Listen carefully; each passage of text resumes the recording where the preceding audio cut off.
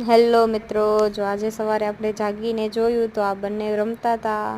હવે આપણે વિચારીશું કે આગળ આપણે શું કરશું. તો તમે જ જણાવો આજે શું કરીએ આપણે. હવે આપણે જઈ રહીએ છીએ બાજુના ઘરમાં. કેમ એ આપણે ત્યાં જઈએ પછી જોઈએ. ચાલો, જો કૂતરો પણ આપણી સામે જોઈ રહ્યો છે. ધીમે ધીમે જઈએ છીએ. આપણે પહોંચી ગયા. જો આપણે તો પાત્રાના પાન લેવા આવી ગયા છીએ. કોના કોના ઘરે પાત્રાના પાન છે કોમેન્ટમાં જણાવજો. પાત્રાના પાન લઈને આપણે ઘરે આવી રહ્યા છીએ. જો કેટલા બધા પાન લાવ્યા છીએ આપણે. હવે તેને ધોઈ નાખશું અને સાઈડમાં મૂકી દઈશું. હવે બધાને ધીમે ધીમે લૂછી નાખશું, આગળ પાછળ. એવી જ રીતે બધા પાનને આપણે લૂછી નાખશું. કોને કોને પાત્રા ભાવે છે એ જરીક જણાવજો ને તમે.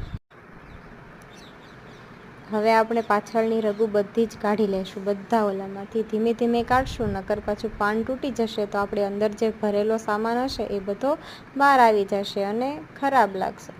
હવે આપણે બેસનનો લોટ લીધો છે, એટલે કે ચણાનો લોટ. એમાં આપણે બધી જે સાધન સામગ્રી નાખવાની છે એ નાખીશું. જેને જાણવું હોય કે શું શું નાખ્યું છે એ તો મને કમેન્ટ કરે, હું તમને જણાવી દઈશ કે કઈ કઈ વસ્તુ નાખવાની છે.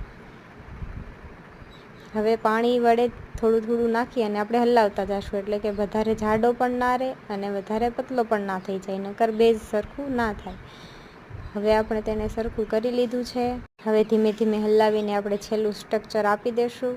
આવી જ રીતે હલાવીને હવે આપણે પાનમાં ભરવાનું શરૂ કરશું. જો પાનમાં થોડાકમાં તો મેં ભરી દીધું છે. હવે આપણે તેને બીડશું, એટલે કે સરસ મજાના ગોળ થઈ. મસ્ત મજાના ગોળ કરવા માટે આપણે તેને સરખી રીતે બીડીશું. અને હવે જો આપણે બધું તૈયાર કરી લીધું છે ધીમે ધીમે. હવે આપણે તેને એક ઓલામાં ગરમ તેલ લગાડી દઈશું.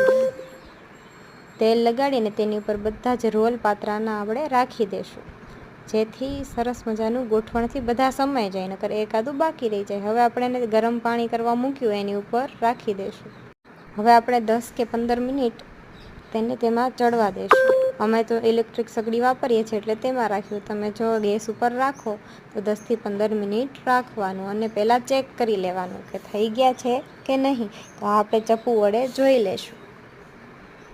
જો ચીકણું ન હોય એટલે કાઢી લેવાના. જો આપણે કાઢી લીધા તેને ઠરવા દેવાના. પછી આપણે આવી રીતે કટિંગ કરી લેશું પાત્રાનું. જો છે ને કેવા સરસ.